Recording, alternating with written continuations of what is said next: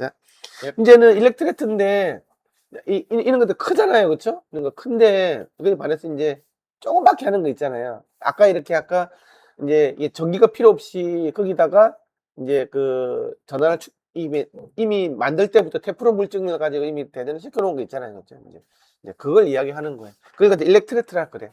자, 읽어봅시오.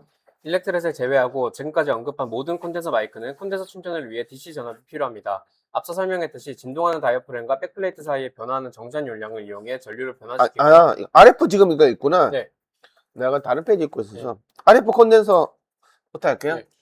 RF 콘덴서는 조금 다른 개념이에요. 이건 지금은 이제 거의 안 쓰는 방식인데 쓰는 경우도 있어요. 읽어볼게요. 네. 정전 용량을 이용해 전류를 변화시키거나 변조하여 신호를 만듭니다. 네. 전류를 변조하는 대신 백플레이트와 진동하는 다이어프램 사이에 생성되는 변화하는 정전 용량을 이용해 고주파수 발진기 진폭 또는 주파수를 변조할 수 있으며 진폭 변조 또는 주파수 변조 원리를 이용해 오디오 신호를 복조하고 추출합니다. 이거는 그 AM, FM 라디오처럼 해가지고 이 정전 용량이 바뀌는 걸 가지고 AM, FM 라디오처럼 해가지고 변조복제를 시키는 아주 특수한 방법을 사용을 한 거예요. 고주파수 발진기는 일반적으로 메가헤르츠 단위로 RF 대역폭 내에 있다고 간주됩니다. 이 방식을 사용하는 마이크를 RF 콘덴서 마이크라고 부릅니다. RF 방식은 전통적인 DC 방식에 비해 많은 장점을 제공하지만 여러 설계 과제도 있습니다. 많은 제조업체들이 고체 상태 콘덴서 마이크 초창기에는 주로 바이폴라 접합 트랜지스터의 비교적 낮은 입력 임피던스를 우회하기 위한 방법으로 RF 기술을 연구했지만 대부분은 관련 설계 문제로 어려워했습니다. 다행히도 전개 효과 트랜지스터가 등장하면서 고임피던스 입력을 가져와 RF 설계를 계속할 필요가 없어졌습니다. 하지만 제나이저는 RF 개념을 계속 고수하여 낮은 자기잡음, 확장된 주파수 응답, 우수한 비축 응답, 높은 습도 내성을 갖춘 MKH 시리즈 소형 다이어프램 마이크를 개발했습니다. 이러한 기능 덕분에 저잡음과 좋은 비축 응답이 중요한 어쿠스틱 음악을 녹음하는 사운드 엔지니어들 뿐만 아니라 저잡음이 필요하고 종종 습한 야외 환경에서 녹음해야 하는 현장에게 인기가 많습니다. 로데는 NTG3와 NTG8 샷건 마이크의 RF 기술을 사용합니다. RF 이게 방식은 많이 사용하진 않아요. 왜냐 그러면 FET가 나와서 뭐 별로 어려운 것도 없는데 굳이 뭐 이런 거 비싸게 우회해가지고 갈 필요가 없었기 때문에. 그러니까 이거는 언제 개발됐냐 그러면 FET가 개발되기 전에 이제 그 트랜지스터가 BJT에서 FET로 넘어가는 그 과정에서 BJT가 너무 시원찮아가지고 이게 이렇게 안 되겠다 싶어 나왔는데 FET가 나오면서부터 에이씨 그냥 이걸 왜 쓰냐 해가지고 그냥 그런 어떤 약간 유물사적인 그런 아직까지도 이렇게 나오는 제품이 있긴 하더라는 거예요. 자, AS는 그냥 디지털 마이크 이야기하는 디지털 마이크? 디지털 마이크 개념은 오랜 기간 존재해 왔습니다. 1990년대 후반 AES는 노이만, 제나이저, 쉔스 등이 지원한 AS42 표준을 발표했습니다. 디지털 마이크는 프리앰프와 컨버터를 마이크 내로 가져오는 것으로 실제로는 다이어프램보다 더 넓은 다이내믹 레인지를 가진 AD 컨버터에 직접 연결되어 다이어프램이 생성할 수 있는 모든 음을 변환할 수 있으며 자체 노이즈부터 물리적 클리핑까지 모두 변환할 수 있어 내부 프리앰프가 필요하지 않습니다. 이 방식에는 여러 가지 장점이 있는데 그중 가장 큰 점은 전통적인 콘덴서 마이크의 임피던스 컨버터나 외부 프리앰프에서 발생하는 추가 노이즈, 음색 변경 및 왜곡 없이 다이어프램 자체의 소리를 전달한다는 점입니다. 최초 AS42 마이크는 2003년에 출시된 노이만 솔루션 D01로 결국 가장 인기 있는 마이크의 AS42 버전을 포함시킨 솔루션 D 시리즈를 출시했습니다. 이게 이제 처음으로 만든 디지털 마이크로폰이네요. 지금은 디지털 마이크로폰 되게 많죠. 이제 바로 디지털로 바로 나오는 거, 그 마이크에서 바로 디지털로 해가지고 USB-C 출력이라든지 뭐 이런 것도 많이 나오는 거 많잖아요, 그렇죠? 그 뭐지? 그 팟캐스트 이런 거 사용한다든지 아니면 요즘 유튜브 촬영할 때 쓰는 마이크로폰 디지털 마이크 많잖아요. 이제 그런 것들이 시초가 됐다는 거죠. 다음 이제 일렉트레트 및 멤스 마이크로폰에서 알아봅시다. 콘덴서 마이크의 매우 중요한 발전은 영구적인 전화를 유지할 수 있는 폴리테트라 플루오르 에틸렌과 같은 유전체 재료에 적용해서 나왔습니다.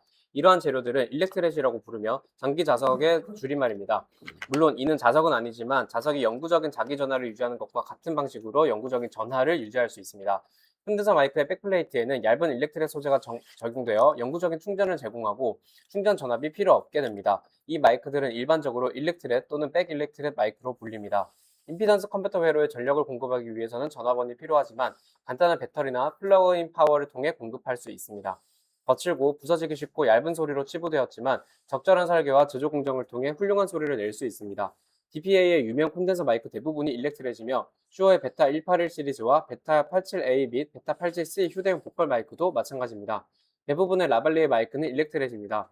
DPA는 일렉트레지라는 단어에 대한 낙인을 피하기 위해 현명하게 프리플러 콘덴서라는 용어를 사용합니다.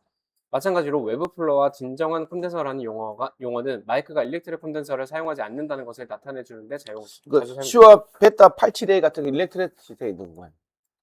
이 마이크로폰 같은 경우는. 그리고 핀 마이크 그냥 얇은 거 조그만 거 있잖아요. 그거는 전부 다 일렉트레시.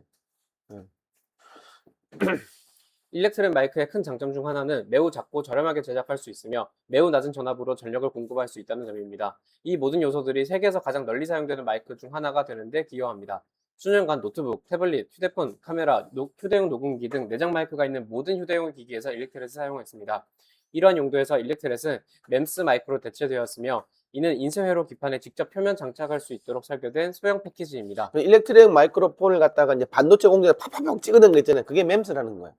스마트폰에 다 들어가 있는 거지. 이게 뭐 무선 이어폰 이런 건 전부 다 맴스 마이크로폰. 다 콘덴서 마이크로폰인데 일렉트릭 콘덴서 마이크로폰이 이제 그 반도체 공정에서 나왔다. 그렇게 하면 그 맴스라고 이야기를 하는 거예요. 그래서 지금 마이크로폰 중에 제일 많은 게 뭐냐? 일렉트릭 콘덴서가 1등 제일 많고 그 다음에는 콘덴서, 그 다음에는 이제 다이나믹으로 가는 양으로 본다고. 전체 다이어프램과 백플레이트 조립체는 실리콘 웨이퍼 위에 제작되며 패키지에는 종종 디지털 출력을 제공하는 내부 아날로그 디지털 변환기가 포함되어 있습니다.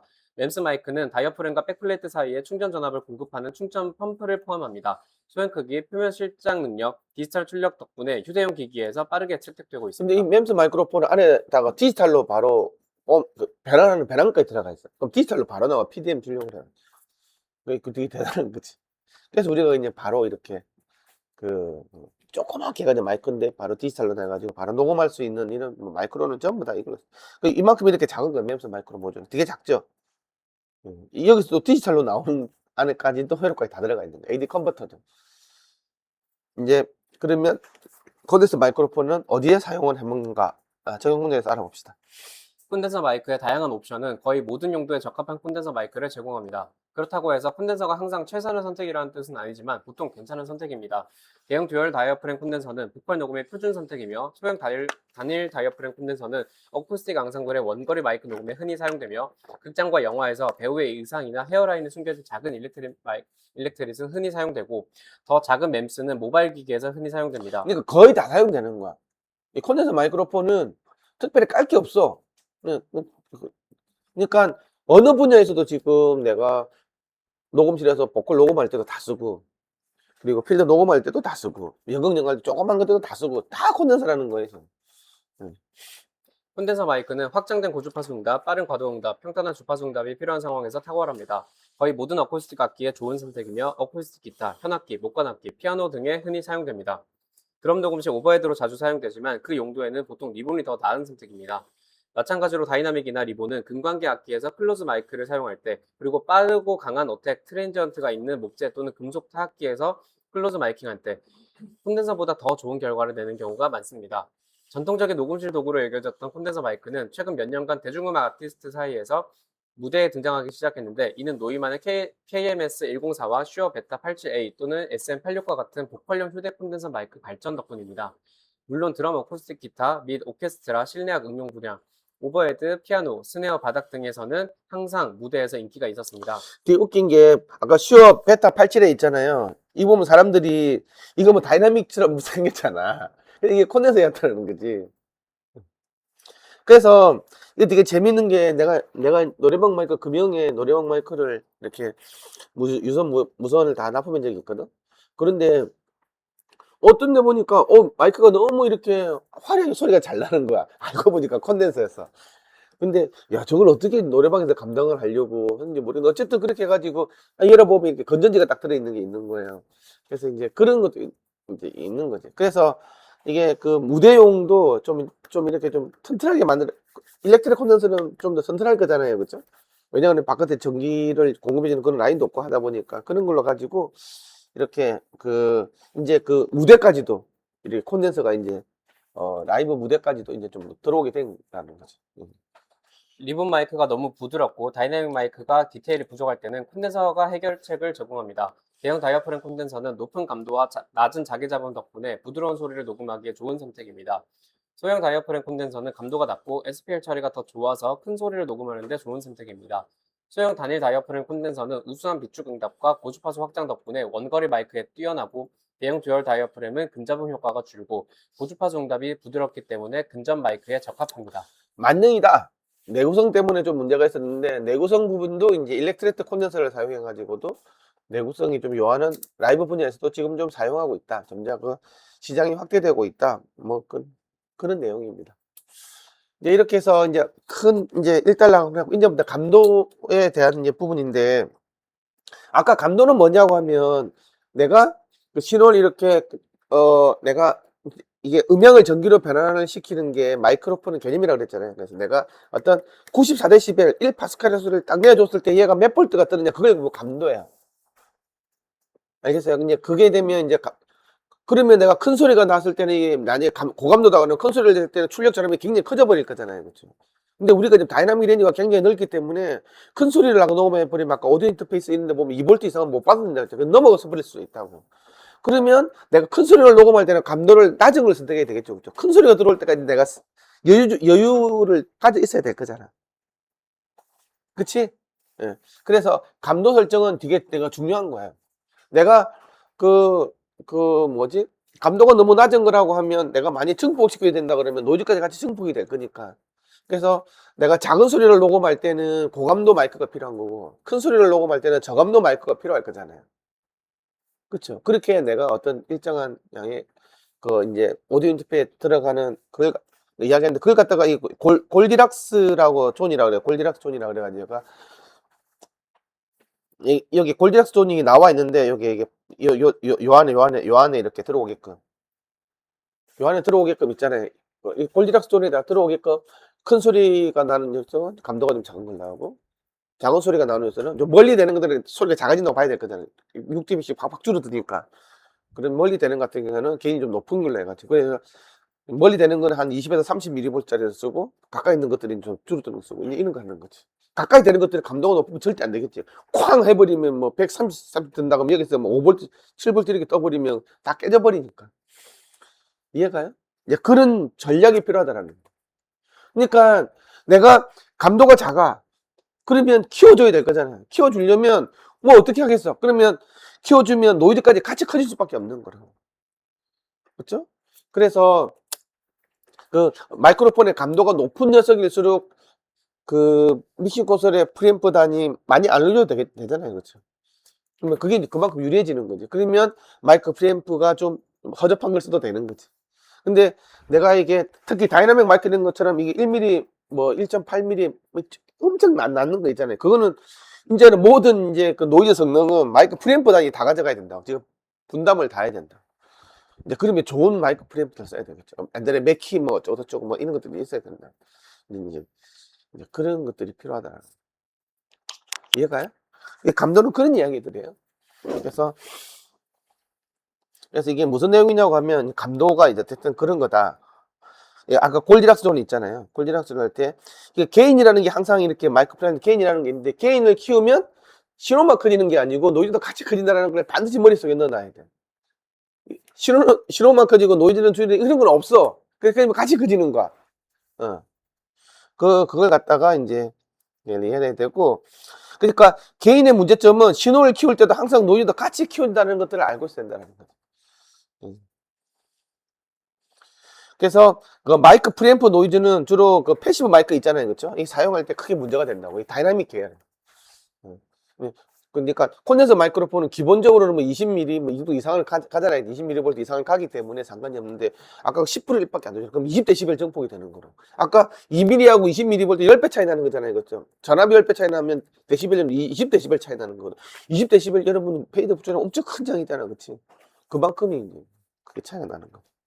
그래서 항상 요 사이 골디락스 존 안에 들어오도록 내가 어떻게 할 건지. 너무 게인을 크게 해도 안 되고 너무 작게 해도 안 돼. 요 사이에서 내가 들어오는 그 음원의 그 자체의 소리 크기, 그리고 음원과 내 마이크로폰 사이의 거리, 요게 딱 내가 항상 그 뭐 음악계 가지고 있잖아. 이거 얼마만큼 들어오지 이렇게 좀 알고 있으면 요 안에 들어오는 내가 그 이제 마이크로폰 게인을 얼마 정도 쓰는 것들이 좋겠다. 이건 한 20mV 정도 수준이면 되겠는걸? 이거는 10mV 수준이면 되겠는걸? 이거는 50mV까지 해야 되겠는걸? 뭐 이런 게 정해지는 거지. 그리고 마이크의 감도가 높아지면 높아질수록 무슨 문제가 생기냐고 하면 내가 수음을 할 수 있는 반경이 넓어져. 더 멀리 있는 소리가 들어오는 거야. 그게 과연 좋냐 나쁘냐라는 거야. 그게 들어오면 좋은 소리도 있지만 내가 그걸 그 멀리 들어오는 소리가 잡소리일 경우도 있는 거잖아요. 그렇죠?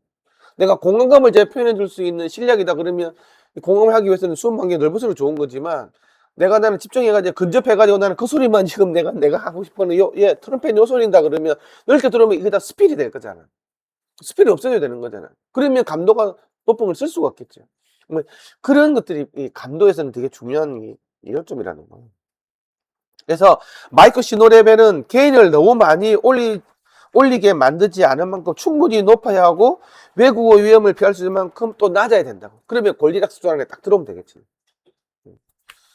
그러면 내가 그 음원을 하고 음원에 대한 특성, 그 공간에 대한 특성을 정확하게 이해를 해서 얼마만큼 내가 이 감도가 얼마짜리 마이크를 쓸 건지가 정해져야 돼요.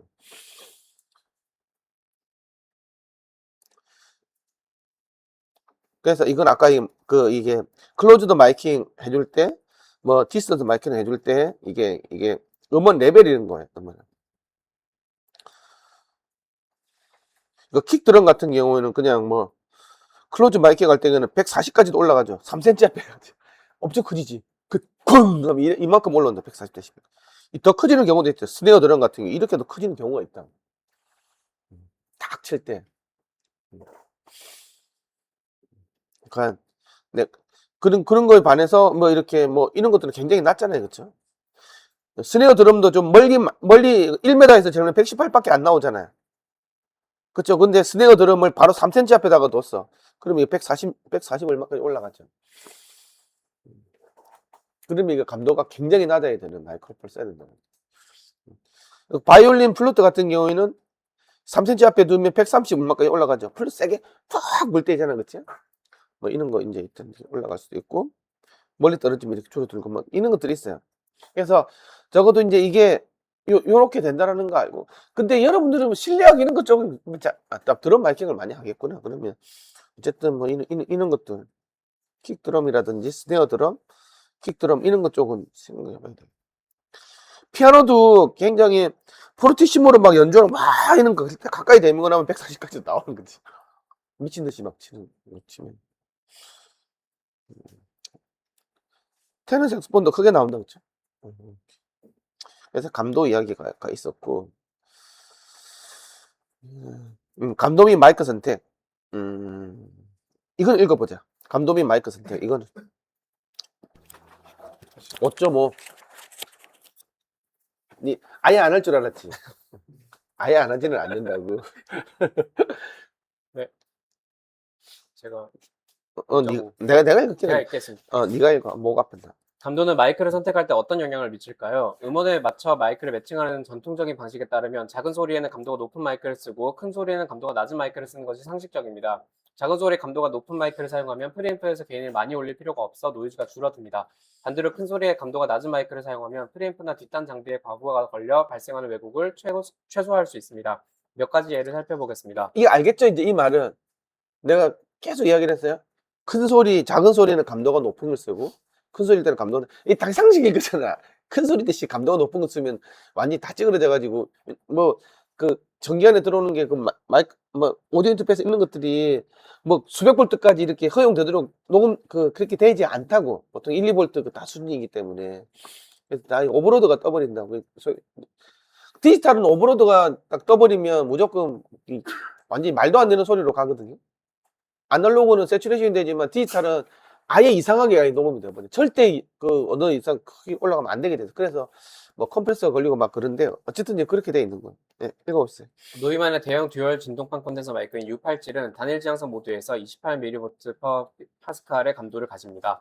반면 소형 싱글 진동판 단일 지향성 콘덴서인 KM184는 이보다 상당히 낮은 15mV/pascal로 책정되어 있습니다. 거의 2배 차이 나죠, 그렇죠? 2배 차이면 6dB 정도 차이 나요.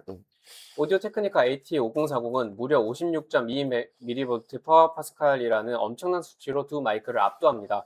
이는 U87의 2배, KM184의 거의 4배에 달하는 출력으로 패드 기능이 없는 프리앰프에 연결해 적당히 큰 소리를 녹음할 경우 프리앰프를 과부하시키기에 충분한 레벨입니다.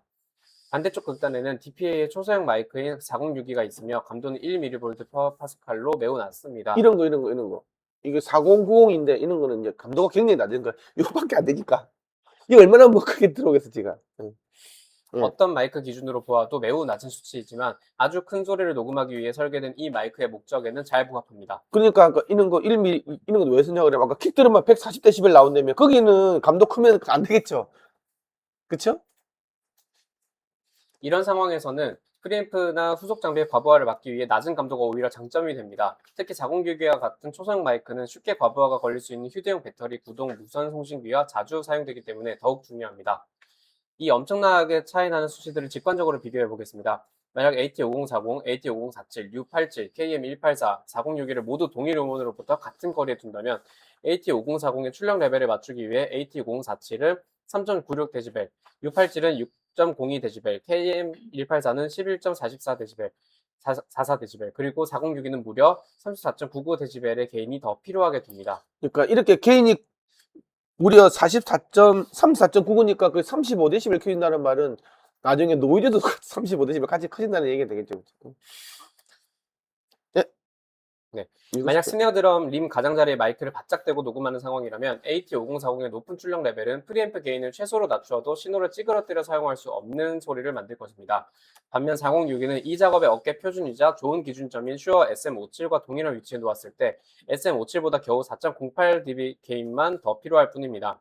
스네어 녹음은 AT5040과 같은 고감도 마이크를 위한 자리가 아니며 신호를 골디락스 존에 안착시키기에는 4062와 같은 저감도 마이크가 훨씬 더 나은 선택입니다. 스네어는 워낙에 큰 소리 나니까 그런 거죠. 그쵸? 다만 스네어를 강하게 내리칠 때 음압이 두 마이크가 왜곡 없이 버틸 수 있는 최대 SPL 수치를 초과할 가능성은 있습니다. 너무 세게 치면 넘어갈 수밖에 없지. 거기까지는 어쩔 수가 없어. 반대로 기타 넥과 바디가 만나는 지점 30cm 앞에서 나일론 줄 클래식 기타를 부드럽게 핑거피킹하는 소리를 녹음한다면 어떨까요? AT5040은 대부분의 프리앰프가 기분 좋게 일할 수 있는 신호를 보내주겠지만 4062는 이 레벨을 맞추기 위해 노이즈가 극도로 낮고 게인 높은 고성능 프리앰프를 요구할 것입니다. 이는 4062 같은 저감도 마이크를 사용할 만한 응용 분야가 아닙니다. 기타 같은 경우는 저감도 마이크로 사용하려면 개인 높이가 있잖아요. 너무 작으니까. 그러면 노이즈까지 같이 커지기 때문에 아주 로우 노이즈 그 믹싱 콘솔이 아니면 사용하기 힘든 거지. 다음. 제나이저 MD412 다이나믹 마이크는 2mV/파스칼 감도를 가졌고 일렉트로 보이스 RE20은 1.5mV/파스칼이며 슈어 SM57과 SM58은 모두 1.6mV/파스칼입니다. 비슷비슷하죠. 세 개는 그죠? 4개 마이크를 동일한 소스에서 같은 거리에 둔다면 MD421의 레벨을 맞추기 위해 RE20은 2.5dB 게인이 더 필요하고 SM57과 SM58은 각각 1.94dB의 게인이 더 필요합니다. 이 정도의 미미한 감도 차이라면 4개의 마이크 모두 특정 작업에 대해 똑같이 적합하거나 똑같이 부적합하다고 볼 수 있습니다.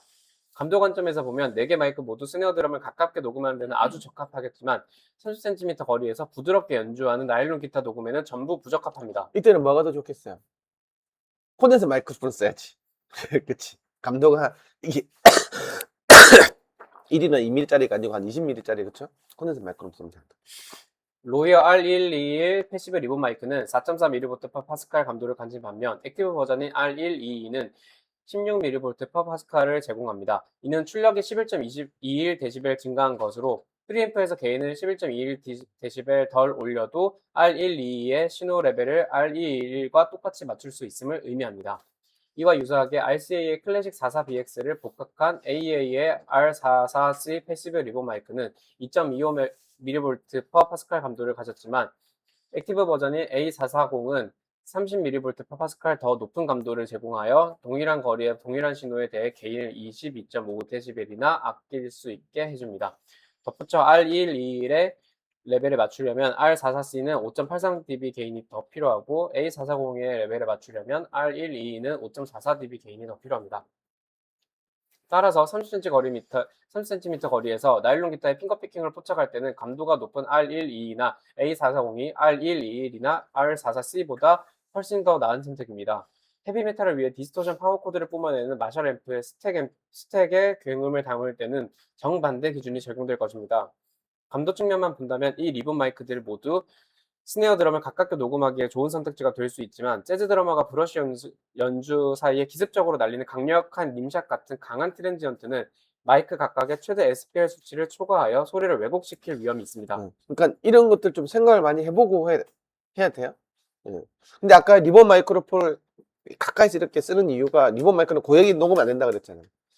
근데 이제 그렇게 보면 이제 멀리서 녹음하는 이것처럼 느껴지는 게 가까이 됐으면 고역이 없어지니까. 그래서 이제 그런 특성으로 쓸 때는 그 리본 마이크가 쓰는 경우도 있다는 감도 매칭. 리본, 다이나믹, 콘덴서로 나뉘는 마이크 세 가지 주요 제품군은 거의 모든 음향 녹음 환경을 커버할 수 있을 만큼 매우 광범위한 감도를 제공합니다. 작은 소리를 포착할 때는 감도가 높은 마이크를 사용하고 큰 소리를 포착할 때는 감도가 낮은 마이크를 사용하면서 프리앰프 게인의 가장 이상적인 범위인 골디락스 존으로 유지하기만 하면 됩니다. 말은 쉽지만 실제로는 이보다 훨씬 더 복잡합니다. 마이크 자체에서 발생하는 노이즈와 프리앰프에서 발생하는 노이즈까지 함께 고려해야 하기 때문입니다. 그러니까 이게 이제 노이즈가 들어가 버리면 감도를 낮으면 높이시면 이렇게 될지만 노이즈까지 같이 커져 버리니까 내가 지금 그 투자를 할 때 진짜 좋은 마이크 프리앰프 단위에 있는 믹싱 콘솔을 쓸 건가? 아니면 내가 그만한 지금 이게 많이 안 된다고 하면 이 전단에서 마이크 감도가 높은 걸 넣는 거 사용해야 되는데 마이크 감도를 높은 거 사용하려니까 또 큰 소리에도 대응이 안 되고 막 이런 것들을 조절적으로 고려를 해서 내가 아까 이 마이크로폰을 선택을 해야 된다는 거죠. 결론은 그렇게 가는 거예요. 그렇죠? 그러면 이거 다이나믹으로 해주는 게 맞는 거지. 다이나믹은 무조건 감도가 낮잖아요. 그렇죠? 그 다이나믹 중에서 또 아까 액티브 방식도 있다 그랬잖아요. 또 그런 걸 쓸 건지. 뭐 그런 식으로 본다고 하면 제일 좋은 게 콘덴서라는 거죠. 콘덴서는 어쨌든 적당하게 이제 그 증폭이 돼서 나오니까, FET 통해 증폭이 돼서 나오니까, 그래서 보통 한 20에서 한 30mV 정도까지 올려놓고 있으면 좀 자유도가 생기는 거지. 그런데 이제 굉장히 큰 소리를 녹음할 때는 이제 좀 문제가 생기기 때문에, 그래도 어떻게 이제 대응할 건가, 그런 거 있어요. 노이즈인데요. 그러니까 이 노이즈는 아까 두 가지 있다 그래서 그냥 아무것도 없더라도 여기서 이제 이게 공기가 있으면 이렇게 열 잡으면서 열이 높으면 온도가 높으면 높을수록 더 이게 심해지겠죠. 그렇죠? 어쨌든 그런 열 잡음 있고 그걸 아까 브라운 노이즈에서 뭐 이런 게 있었다 그랬어요. 그다음에 더 큰 거는 이제 그 이제 정기적인 노이즈, 정기적인 노이즈인데 이제 FET에서 증폭할 때 생기는 노이즈 이런 거. 그건 이제 그 신호가 꼬리선 있잖아요. 선을 통과할 때 이렇게 다 이 불순물에 부딪히는 하면서 나는 소리예요. 그러니까 어떤 꼬리선을 통과하면 무조건 나는 소리야. 그게 이제 그게 굉장히 증폭단에서 엄청나게 커지는 거지 그게. 예. 그런데 어떤 이렇게 이게 노이즈가 있다. 신호와 노이즈라는 개념은 그런 거고. 그래서 오디오 신호에 영향을 미치는 노이즈의 원천은 크게 두 가지가 있는데 하나는 브라운 노이즈고 하나는 열잡음이다. 이야기를 했고요. 그 노이즈의 종류는 아까 브라운 노이즈 이야기를 했죠. 그렇죠? 이게 공기 입자가 무작위로 진동판을 이렇게 충격을 줘서 나는 마찰열에서 반사하는 이런 거라고 이야기를 했고. 그래서 이걸 줄여주려면 무조건 면적이 커지면 있잖아요. 진동판 면적이 커질수록 신호 레벨은 커지고 노이즈 레벨은 줄어든다는 거죠. 그래서 큰 다이아프램이 훨씬 더 깨끗한 신호를 내줄 수 있는 면적이 신호가 더 커지기 때문에. 그래서 면적이 2배가 되면 소리가 6dB 더 신호가 더 커지고 그 노이즈는 3dB밖에 안 커지기 때문에 어쨌든 커지면 커질수록 진동판 면적이 커지면 커질수록 더 좋다. 그런데 약간 나빠지는 점이 뭐가 있다 그랬어요? 지향성이 나빠진다 그랬지. 이렇게 지향성이. 옆으로 가면 무조건 멍청해지는데 정면에서 본다고 하면 커지면 커질수록 좋은 거죠. 그래서 이 빅다이아 프레임 마이크로폰이 결정적으로 좋은 거예요. 열잡음 이야기가 있었고.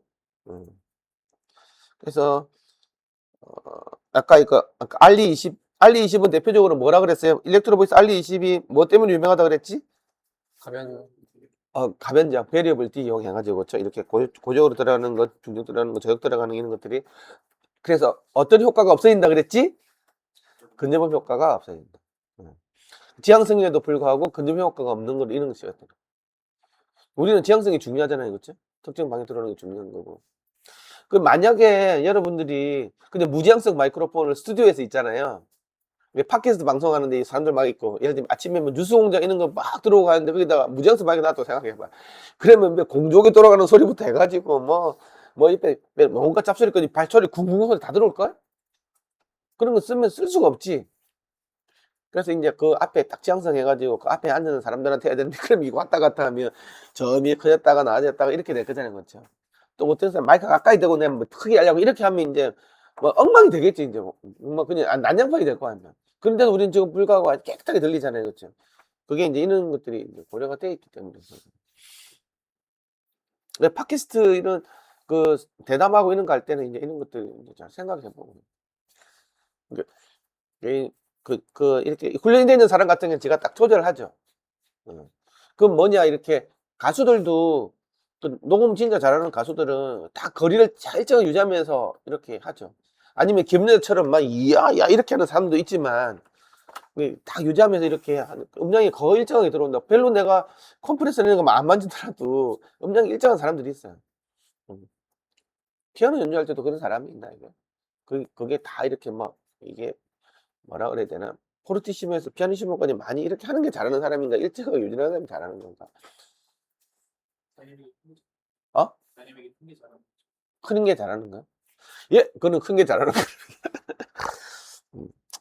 그 콘덴서 마이크로폰 노이즈는 그 이제 프리앰프 노이즈가 있고, 이거 보면 다 아는 얘기인데, 이제 내가 아까 이제 마이크 자체에서 출력되는 안에 있는 FT 회로라든지 뭐 저항 이런 게 안 좋아가지고 그쵸 이렇게 나오는 게 있고, 그 다음에 이제 마이크 프리앰프 단에서 이 노이즈가 있을 거잖아요.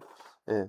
그래서 어쨌든 내가 마이크 프리앰프 단에서 만약에 게인을 만약에 크게 하고 싶다고 하면 뭐 게인을 키울 밖에 없을 거잖아요. 만약에 감도가 낮다 그러면 이제 로우 노이즈용 그 마이크 프리앰프가 있어야 되겠지. 그래서 그런데 이제 그걸 좀 부담스럽게 줄이기 위해서 이제 고감도가 되어 있는 마이크로폰 쓴다 그러면 그 고감도가 되는 만큼 그 안에도 노이즈가 있을 수 있는 거잖아. 이제 그것도 또 좋은 거 선택해야 되겠지. 그래서 로우 노이즈용 콘덴서 마이크로폰, 로우 노이즈용 마이크 프리앰프가 있으면 제일 좋겠지. 이제 그걸 잘 선택해서 해야 되는 거죠. 그 이야기들이야. 그러니까 이렇게 갈수록 얘에서 요렇게 가고 얘가 이렇게 갈수록 이 감도가 좀 더 높아질 거잖아요. 이거 아까 1뭐 이동 생기고 이런 2 정도 생기고 이건 20 정도 생겼잖아요. 기본적으로 20에서 40까지도 막 이렇게 생기고 했는데, 어쨌든 이런 게 있으면 얘는 이거 자체가 크기 때문에 얘 게인을 작게 할 수 있는 거잖아요. 그렇죠? 이거는 엄청나게 게인을 크게 해야 되는데 이게 작게 들어오니까 그러면 이 빨간 선 안에 들어가는 거잖아. 골디락스 톤 안에 못 들어오는 거지. 이런 것들 별로 좋지가 않고, 이거는 이제 들어오는 거죠. 요만큼 더 들어왔으니까. 그렇지. 이거는 요만큼 들어온 거지. 뭐 그런 이야기들이 있는 거예요. 그냥 아까 노이즈 측정을 어떻게 하냐. 이거는 아까 잠깐 시간에 이야기했으니까, 그러니까 A 가중치가 있는데 A 가중치는 이게 음악 같은 신호가 있을 때, 톤하는 성분이 있을 때 A 가중치는 맞는데, 그러니까 이제 아까 요거 있잖아요. 그렇죠? 이렇게 실제로 드는 게 있는데, 만약에 그냥 이렇게 시간에 이렇게 그냥 우리가 앰프에 신호가 들어오지가 않는 상황에서 나는 소리 있잖아요. 그렇죠? 이런 거. 이제 이런 것들을 할 때는 A 가중치를 안 맞고, 이게 CCIR 그거 468 있잖아요. 그 ITU 468 요걸로 보는 게 더 맞더라고요. 그래서 실제로 보면 DBA에서 나오는 마이크 감도 있잖아요. 내가 그 어떤 마이크로폰 선택했어요. 이 마이크로폰이 8dBA래. 오, 8dBA 엄청 낮잖아. 그죠? 내가 지금 집에서 이렇게 녹음실 되면 20dBA 정도밖에 안 될 텐데, 아니면 재보면 뭐 스튜디오 가보면 DBA 얼마 정도 나오던가요? 들어가 보면 20에서 30 정도 사이 나오죠. 좋은 조용한 녹음실 부스 가보면. 한번 재봤어요? 음악 해가지고 DBA를. 아이씨, 한 20에서 30 정도 나오거든. 그러면 내 이 마이크로폰이 20에서 30dBA 뭐 정도만 되면 되는 거 아니냐. 어쨌든 녹음이 20dB가 30dBA니까 그렇게 생각하면 안 돼. 이 마이크로폰이 이게 한 10dBA 정도가 된다고 하면 실제로 이 녹음실에서 맞추러 간다면 여기서 12를 더해줘야 돼요. 그러면 이게 아니 10이다 그러면 22 정도가 돼야 그 녹음실에 그 20에서 30dBA 수준이 맞는 거든. 그런 식으로 본다고 하면 아까 좋은 C414 같은 경우는 8dBA 정도 나오던 얘가 8에서 12 더하면 얼마예요? 20이죠. 그럼 이거는 이제 조용한 녹음실에 쓰더라도 딱 되는 거지. 그래서 10dBA 언더로 되면 진짜 조용한 녹음실에서 녹음을 할 때 어떤 소리들이 안 들어오는 거지. 근데 이제 얘가 20dBA 정도 된다. 그럼 11을 따면 32dB 정도 나오는 거야. 그러면 씩 하고 들리기 시작하는 거야. 그래서 이게 그 DBA, 그래서 그런 걸 없애주기 위해서 DBA를 쓰지 말고 그 ITU 안에서 나온 요거 ITU 468 요거 기준에서 보면 이제 거의 맞는 거지. 근데 지금 그 어떤 마이크로폰 업체도 다 내 자체 소음을 dBA로 표시를 하거든요. 왜냐면 그게 더 작아질 거잖아. 11을 더하면 누가 좋아하겠어. 그래서 작은 걸 표현하고 싶다고. 그래서 보통, 근데 여기서 11을 더해서 내가 판단을 하면 더 쉬워요. 저도 10dB 정도를 더해버리면, 8dB, 그러면, 18dB 정도, 18dB 정도 소음 레벨인데 쓸 수 있겠구나. 이렇게 생각하면 된다고. 음. 근데 이런 것들은, 이 작은 거 이거는 한 30 가까이 나오거든요. 이거는 40dB 정도 수준이니까, 이거는 뭘 하더라도 내가 주변이 한 50dB 정도 실은 야외 씬에서는 안 쓰는데 문제가 없겠죠. 그쵸? 근데 조연으로 들어와 버리면 못 쓰는 거야. 이거는 아마 실내 녹음할 때 아예 못 쓸 거예요. 거의. 그런 게 있다. 뭐 그런 거. 이게 이제 보정 필터의 함정이라는 그 이야기예요. 그러니까 자체 노이즈 이야기를 했고, 그래서 이거 뭐 있잖아요. 이게 이제 보세요. 이게 그 루비스의 오디오가 있는데 LCT540이 있어. 셀프 노이즈는 4dBA래. 그리고 감도가 있잖아요. 이게 41mV죠, 그렇죠? 센시티비티는. 그 다음에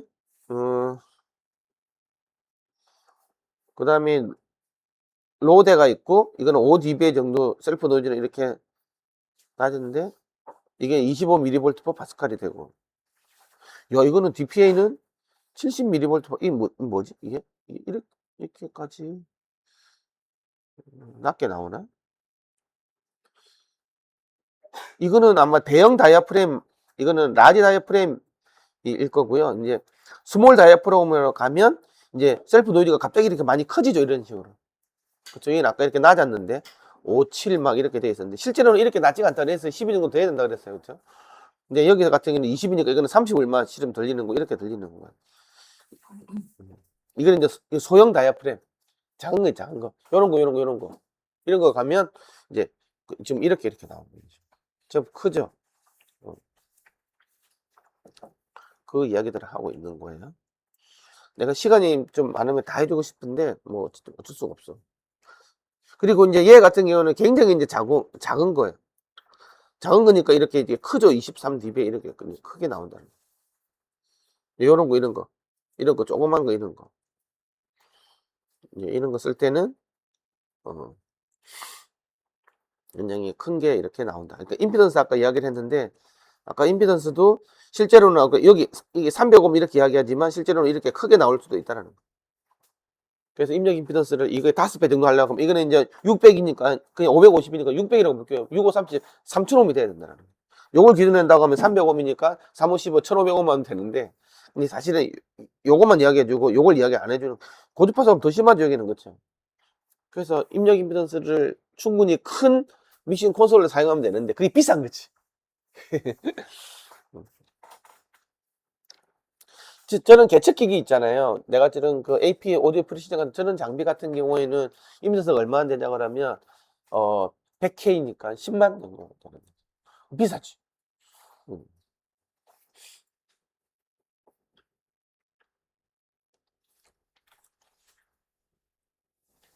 신호대 작업비 이야기가 나오는데 이거는 그냥 뭐 그렇게 중요한 게 아닌 거라서 넘어가고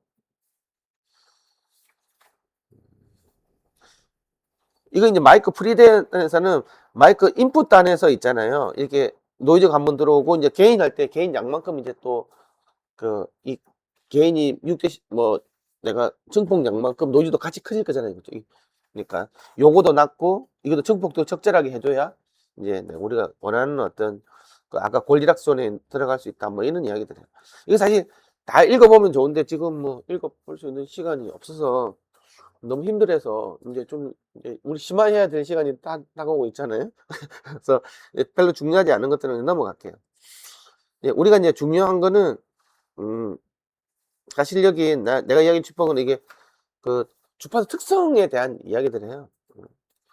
제도 허용 입력 같은 경우는 아까 이야기해줬죠. 클리핑 되면 안 된다고. 그렇죠? 클리핑 되면 안 된다고 이야기를 해줬고 그래서 이걸 0.5%의 수준에 맞춰가지고 이게 해보면 실제로 큰 녀석은 빨리 세츄레이션이 빨리 되는 거예요. 그래서 이게 이런 거 같은 경우는 120 정도. 이거 하면 120 정도 나올 거야. 이것마저 130이 넘는 아주 특이한 녀석이었고. 그런데 반해서 이제 이런 것들은 이제 135 이런 것들은 우습게 나오는 거고, 이게, 얘는 그냥 140 우습게 나오는 거야. 다이나믹이니까 그럴 거야, 이거는. 콘덴서 같은 경우는 안 그런데. 그런데 뭐, 요런 거 있잖아요. 작은 이런 거 있잖아요. 이 정도 작잖아요. 그럼 이거 150, 160, 어떤 것들은 180까지 나오는 녀석도 있어요. 그럼 이제 로켓 옆에 달아가지고 이렇게 측정하는 거예요. 이게 작으면 작을수록. 근데 이거는 노이즈 레벨이 장난 아니겠지. 이게 큰 소리를 녹으면 작은 소리 녹음을 못 하는 거야. 이 커지면 작은 소리 녹음이 쉽고 크게 또 안 되는 거고. 이게 다, 이게 되게 골 때리는 게 작으면 큰 소리 녹음할 수 있고. 내가 엄청나게 큰 소리를 나오는데 조그만 구멍 가지고 에너지 받아들인다면 내가 죽을 거잖아. 요만한 구멍 내가지고, 야, 들어와봐. 그러면 그게 어떻게 들어와? 조그만 에너지만 들어올 거니, 이게 한국에 안에서 이제 너무 작게 들어오니까 증폭을 겁나게 해야 되겠지. 그런데 나는 큰 소리에 관심이 있고 작은 소리에 관심이 없잖아요. 그게 그런 거예요. 이게 크다고 하면 이제 뭐 내가 그 에너지를 내가 다 받아야 되는 거야. 그러면 이제 뭐 이게 마이크로폰이 다 찌그러져 가지고 제대로 녹음이 안 되지. 그게 이제 최대 허용 입력이라는 얘기거든. 그 맥스 SPL이라 그래요. 그 이야기가 있는데. 이게 뭐, 얘는 139 dB 1% TH가 뜬다 그랬잖아요. 그쵸? 그쵸? 얘는 갖다 134라 그랬지. 똑같은 건데 이렇게 차이 날 수가 있는 것들이 이제 다른 이유 때문에 그런 건데. 그 10% 같은 경우에는 146이라고 이야기했잖아요. 근데 이게 내가 재보면 또 달라. 그런데 이제 이게 잴 때 정말 느려고 이걸 재기가. 139dB 나올 때 1% THD가 생겨야 된다며. 그러면 내가 이 소리를 내주려면 뭔가 소리 내주는 장치가 있어야 될 거잖아. 소리 내주는 장치가 139dB 1m에서 139 내주는데, 아니면 139 내주는데, 얘가 이미 스피커가 이미 1% THD가 더 큰 녀석이 있어. 스피커가 139dB 내줄 때 1% TH보다 훨씬 큽니다. 일반적인 스피커는. 여러분들 PA 스피커 있잖아요. PA 스피커 이런 거 보면 보통 130이 넘어가면 그 디스토션이 확 커져요.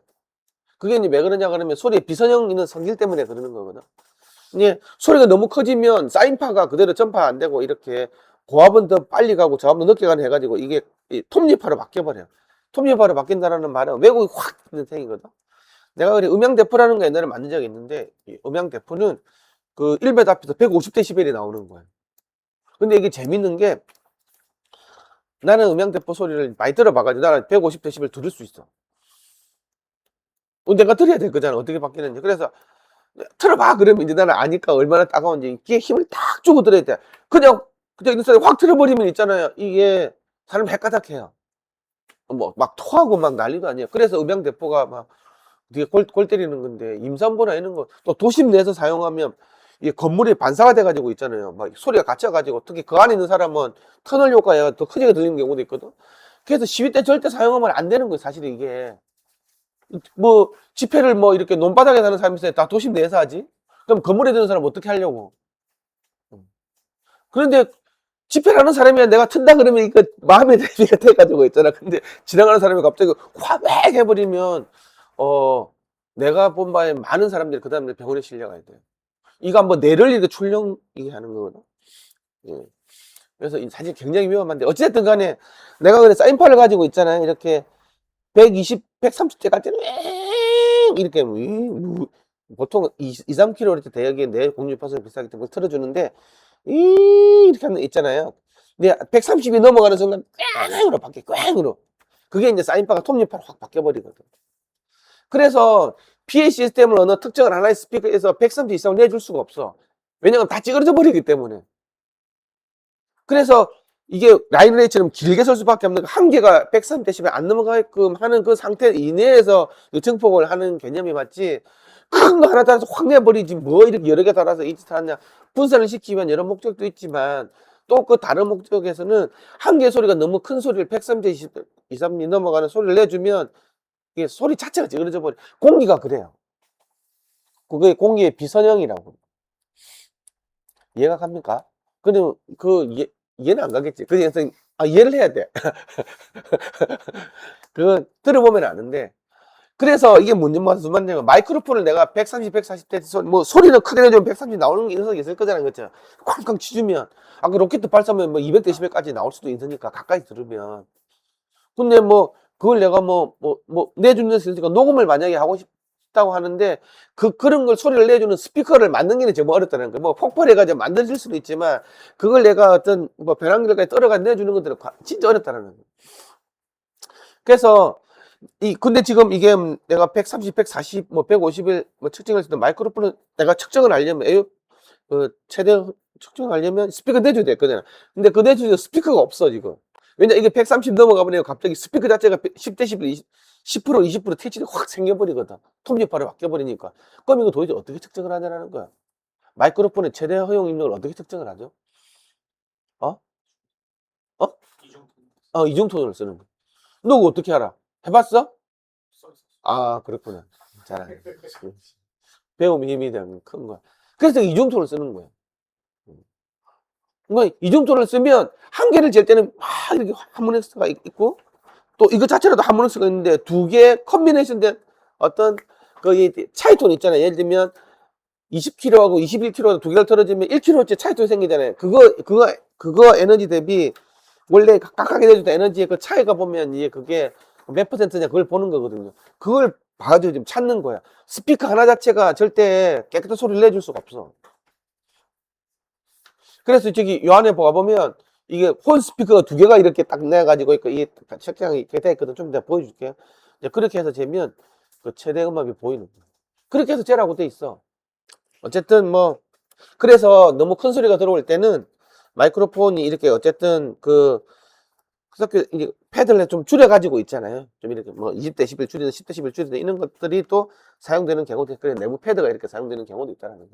왜냐 그러면 내가 신호를 좀 줄여서 이쪽으로 보내줘야 저쪽에서 이제 마이크로폰 프리앰프 단에서 0dB 넘치는 일이 안 생길 거니까 어쩔 수 없이 앞에는 좀 줄여주는 거지, 정기적으로. 이런 패드가 없으면 난감할 경우가 많다라는 거죠.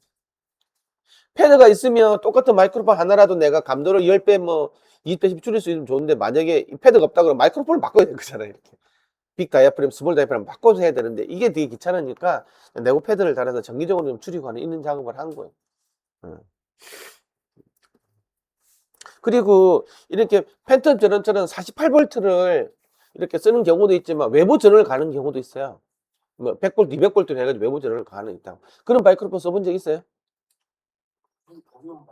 아, 복용해 봤어요? 근데 우리 계층용 마이크로폰은 보통 그쪽에다 48V를 안 쓰고 100V나 200V를 써요. 그러면 그 S단이 훨씬 더 좋아지거든요. 노이즈 레벨이 좀 보통 이렇게. 그런데 왜 이거 48V를 썼는지는 나도 정확하게 몰라. 그냥 국제회의에서 막 이렇게 논의하다가 100V 너무 높지 않냐고, 현실적으로. 우리가 쓰는 게 뭐 얼마나 뭐 다이내믹 레인지 높게 쓸 걸 해가지고 48V를 정한 건데 이게 48V가 뭐 무조건 좋아서 그런 건 아닌 것 같고, 그 정도면 더 충분하다고 해서 이게 우리끼리 해가지고 그냥 48V 구조에 쓴 거지. 근데 계층용 마이크로폰은 아직까지도 한 200V 정도 쓰는 경우도 있고, 보통 100V는 다 넘어요. 내가 더 노이즈를 더 높게 해서 이렇게 운동을 하는 것들이 이렇게 낮은 살수록 SNL을 줄어들 거잖아요. 높을수록 좋을 거잖아요. 높이 떠가지고 해서 운동하는 것들이 노이즈는 여기 있을 거니까 멀리 떨어져서 노는 놈이 좋을 거잖아. 그러면 뭐 좀 만들기도 힘들고 뭐 또 여기서 전압 믹싱 콘솔에서 이렇게 뭐 단위 엄청나게 만들기 다 전원 공급하기도 어렵고 하니까 적정한 수준에서 타입을 잡은 게 48V인 것 같더라고. 그런 게 있어요. 그리고 콘덴서 마이크로폰이 아까 제일 취약한 게 뭐냐 그랬냐면 습도라 그랬죠, 습도. 그래서 콘덴서 마이크로폰은 절대적으로 습도가 있는 데 쓰면 안 돼. 비 오는 날 쓰면 안 돼. 야외에 쓰면 안 돼. 일렉트레터도 마찬가지인 거예요. 그래서 계층용 마이크로폰 같은 경우에는 아예 그 마이크로폰 안에 있잖아요. 열선지 같이 들어가. 그래서 항상 항습이 되게끔 돼가지고 있어. 그래서 그 콘덴서 마이크로폰 만져보면 항상 따뜻해요. 습도 날리려고 하는 거지. 근데 아마 지금 그래서 우리 여러분들 그 콘덴서 마이크로 보관할 때는 항상 실리카겔이랑 같이 넣어놓잖아요. 그렇죠? 그 습도랑 좀 빼주라는 얘기거든. 습도가 있어버리면 아예 그냥 이 나가리 돼, 나가리. 녹이 슬어도 안 되지만 그 습기가 있다 생각해봐. 그러면 있잖아요. 이게 이 공기 유전체가 써야 되는데 물이 있으면 전기가 통하잖아요. 그렇죠? 그렇게 해주면 이제 뭐 끝장나는, 아니 불꽃배 일으키고 방전 나고 막 이제 이 난리가 일으키는 거지. 그래서 쓰면 안 된다.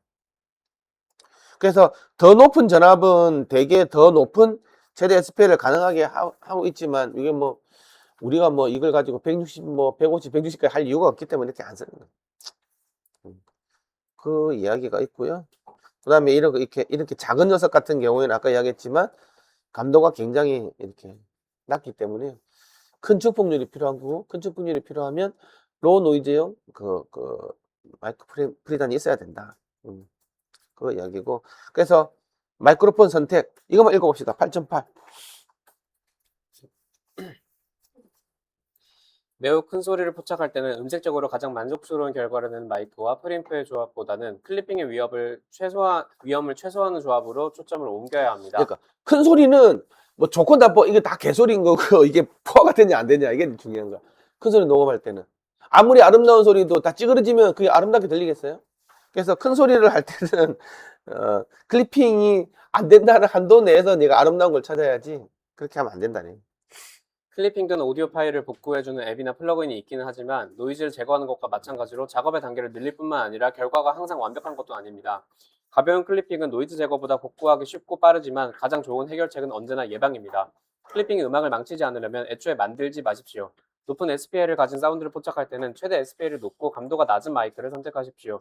높은 최대 SPL은 마이크가 과부하되거나 클리핑을 일으킬 가능성이 적음을 의미하고 낮은 감도는 프리앰프의 입력 회로가 과부하될 가능성을 줄여줍니다.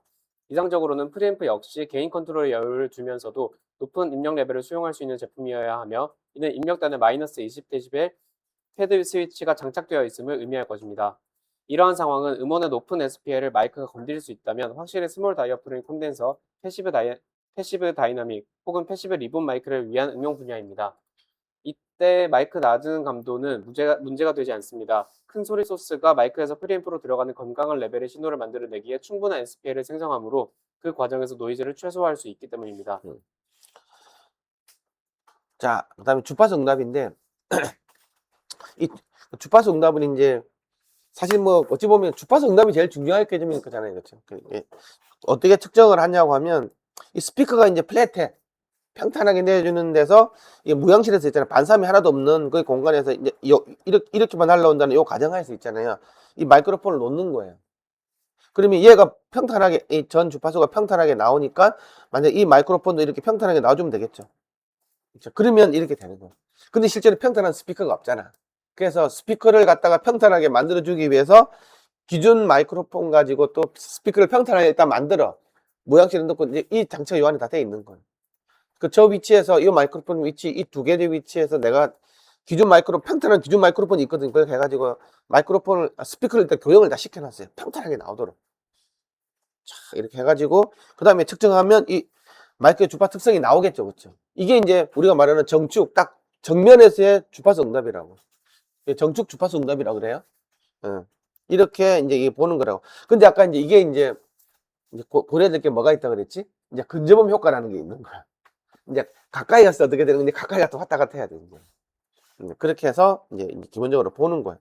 그러면 이런 플랫한 게 마냥 좋냐라는 거야. 아까 다이나믹 마이크로폰이 플랫하게 만들어지는 것조차가 불가능하다 그랬죠. 그렇죠. 그래서 뭐 투웨이를 쓰니 뭐 이런 경우도 있고 뭐 경우도 있는데 기본적으로 이렇게 안 돼요. 그러니까 내가 이런 플랫한 거 그러니까 콘덴서 마이크로폰은 최대한으로 플랫한 게 좋은 마이크로폰인 건 맞는 것 같아요. 그런데 좀 이렇게 내가 좀 색깔을 주기 위해서 고역을 약간 띄우는 이런 녀석들도 있고 그런 녀석들이 있는데 어쨌든 이런 플랫한 게 과연 무조건 좋냐라는 것들은 이게 이제 좀 많이 달라. 그러면 여기 세 가지가 있어요. 이거 플랫한 게 있고 이거는 저역이 벙벙한 거니 고역이 많이 샹할 거잖아요. 그렇죠? 이거 내가 타겟으로 하는 녹음하고자 하는 그 악기에 따라서 이게 좀 다르게 이렇게 볼 수 있는 거지. 이제 마이크로폰이 있어요. 이거 플러스 마이너스 1dB 이내 편차에 들어오는 거죠. 굉장히 비싼 콘덴서 마이크로폰이겠죠. 그렇죠? 이런 것들은. 그 다음에 이렇게 플러스 마이너스 3dB 이내 들어오는 것도 있어. 스피커 같은 경우는 이런 것들은 이제 몇 천만 원 내에 들어가는 거고, 이거는 이제 몇십만 원 내에 들어가는 거겠지. 이거는 이제 이렇게 관리하기 자체가 되게 이제 어려운 거지. 그리고 이게 이 중간쯤에는 이렇게 굉장히 플랫한 데 비해서 끝에 뭐 롤러포 되는 이런 녀석들도 있어요. 이거하고는 약간 다른 성향인 거지. 그치? 그래서 이제 주파수, 예. 그 다음에 아까 근접음 효과 내 이야기를 했고. 다시 한번 이야기합시다. 근접음 효과는 내가 이제 너한테 한번 물어볼까? 이제 거의 다 끝나가기 때문에. 근접음 효과에 설명 하나 해봐봐. 어. 뭐 무슨 이야기 하는 건 아니겠는데 일단은 압력차라는 이야기가 나와야 되고. 그쵸. 압력차 마이크로. 지향성을 위해서 압력차 마이크로폰을 썼는데 그게 3cm 정도 차이가 난다. 근데 이제 그게 멀리 있을 때는 경우에 다 이 가까이 들어버리면 이게 역자선 법칙에 의해서 이하고 요 사이가 원래는 안 생기는 걸 돼 있는데 가까이 오버리면 이 사이에 이제 압력차가 생기기 시작하죠. 그러니까 저에게 부스되는 건데 사실 그것만 해도 이해는 못할 거야. 좀 더 이제 썰이 더 필요한 거지. 어쨌든 근접법 효과를 지금 근데 다른 사람들 물어봐도 아마 다 비슷하게 대답할 거야. 그래서 이거 실제로 보면 보세요. 이게 차이가 얼마나 커 이거 지금. 이게 플러스 10mdB이죠, 그쵸? 이건 지금 마이너스 10mdB. 그럼 20mdB 차이 나는 거잖아. 그 3mdB 차이 나는 거잖아. 이건 엄청난 거라고. 근데 재밌는 거 얘기 봐. 이게 제일 중요한 건 뭐냐면 3cm 봐, 3cm. 3cm 플랫하죠.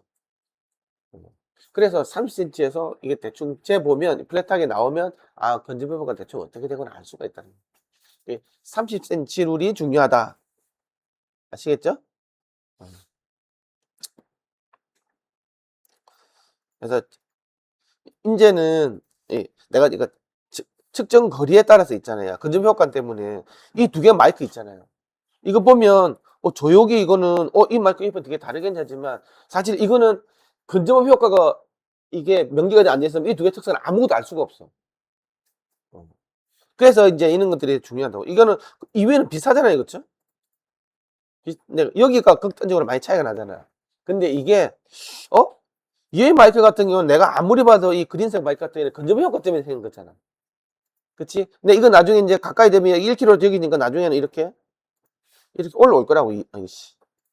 이렇게 올라올 거라고, 얘는. 예. 예. 어쨌든 이렇게 해서 이렇게 올라올 거라고, 이런 식으로. 가까이 되면. 근데 이거는 약간 다른 경향으로 가는 거죠, 그렇죠? 이거는 알고 보니까 이 그린색 같은 경우에는 단일 지향성 마이크로폰이었고 빨간색 같은 경우는 무지향성 마이크로폰이 그럴 수도 있는 거야, 이게. 음. 그래서 이 그래프만 가지고는 알 수가 없는 거예요, 지금. 특성이 어떻다고 말할 수 없는 거지. 음. 그래서 이것도 또 적용 분야에 따라서 있잖아요. 내가 어디서 어떻게 사용하는 주파 특성이 많이 다르다는 거야. 자유음장 적용 분야 같은 경우는 아까 앞에 모나는 가정하에 있었기 때문에 앞에서 오는 소리만 그 플랫하게 해줘야 되는데 그러면 이게 반사가 생겨가지고 다이어프램이 그냥 반사가 생겨가지고 이렇게 쭉 커진다 그랬잖아요, 그렇죠? 그래서 자유음장에 대해서 고정되는 마이크로폰 같은 경우는 1km 지상이 쭉 떨어지게끔 자유음장을 앞에만 없기 때문에 반드시 이렇게 가다 이렇게 커질 수밖에 없는 거라고. 근데 나는 플랫한 걸 원해야 돼. 이런 걸 원하는 거잖아요, 그렇죠? 그렇게 하려면 EQ가 요렇게 걸려있는 요런 것들이 있어야 이렇게 간다고. 자유음장은 그런 식으로 가는 거. 그 다음에 이제 연주 적용 분야, 연주. 이거는 이제 라이브 퍼포먼스 하는 거야. 이거는 약간 더 다른 거지. 핸들도 보컬 마이크로폰 같은 경우에는 가까이만 될 수 있는 거잖아요. 그렇죠? 그래서 이거는 이제 가까이 대고 하는 것들을 쓰고 있는데, 근데 이것도 또 그런 것도 있어요. 내가 이제 지금 이 마이크 있죠, 이 마이크. 이 마이크는 어느 용도로만 쓰는 거예요? 내가 보이스 픽업을 하기 위해서만 쓰는 거지. 이거는 그래서 아까 이렇게 앉아. 얘처럼 이렇게 앉아요, 이렇게. 어디냐? 스피커로 이렇게 재는 게 아니고, 에이씨, 한참 올라가네. 스피커로 이렇게 재는 게 아니고, 이 모양하고 똑같이 생긴 게 있잖아요. 마우스 시뮬레이터라는 게 있어요. 어디지?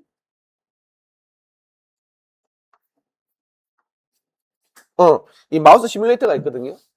내 입을 모사한 이게 입 모사기라는 장치라는 게 있어요. 그걸로 가지고 해가지고 재는 거야. 이게 앞에다가. 여기서 이만큼 거리 있잖아요. 그걸 모사를 해가지고 이렇게 이거는 이제 이거는 이제 그거 마우스 시뮬레이터 가지고 재는 방식이 있고 그 다음에는 내가 말 잘못했다. 이 근접 통화 있잖아요. 그건 요런 거 이런 것들 가까이 되고 있잖아요. 이런 거 같은 경우에는 이제 2.5cm에다가 이렇게 되고 마우스 시뮬레이터 가지고 이렇게 재는 경우도 있어. 근접 통화의 경우. 기타 적용 분야인데 내가 이제 근접해서 재지만 이게 이제 예를 들면 트럼펫 앞에 이렇게 재는 이런 거 있잖아요. 그죠? 그거는 이제 스피커로 가지고 재는 방법도 있어요. 이게 내가 지금 갑자기 붕 뛰어가지고 좀 설명을 하려니까. 그래서, 저희들 같은 경우에는 뭐, 요런 마이크로폰이든 뭐 이런 마이크로 전부 다 그냥 아예 그냥 1m 앞에서 있잖아요. 스피커로 가지고 자댕을 아까 이렇게 녹음을 다 해놨거든요. 그래서 어찌 본다고 하면 근접음일 때 대해서는 어떻게 생기는지에 대해서 사실 관심이 없이 그런 식으로 다 그냥 그 데이터베이스에는 그렇게 돼 있으니까 사실 다 재야 되는데 그렇게 하면 경우수가 너무 많잖아. 내가 뭐 센치마다 다 재야 되는 거니까 이렇게.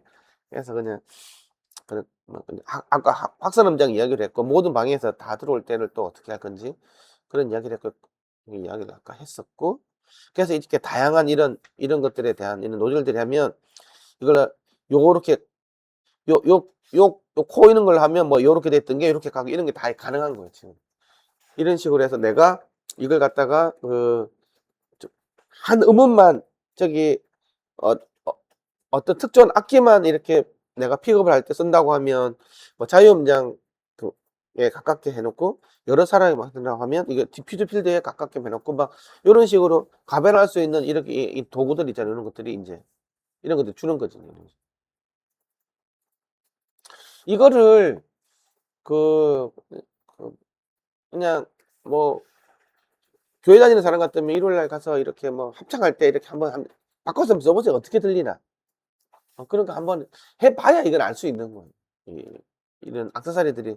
그래서 요게 그 DPA 4006 이거 보면 내가 지금까지 알고 있는 중에서 이렇게 많이 넣어주는 게 처음 봤어요. 얘가. 그래서 내가 이번에 사진을 넣어놨거든. 내가 이걸 좀 갖고 싶어. 이거 누구 갖고 있는 사람 없어요? 이거 있어요. 액세서리가 한번 측정을 한번 해보고 싶어 해서 어떻게 나오나. 그런 게 있고. 그럼 이제 평탄 응답에서 탈피가 있는데 난 이게 되게 중요하다고 봐요. 그래서 이 부분만 읽고 오늘 끝낼 거예요. 이거는 아까 왜 이게 중요하냐고 하면 이제 각각의 마이크로폰마다 아까 다이나믹 마이크로폰 특성이 다 다르다, 플랫하게 만들 수 없다 그랬잖아요.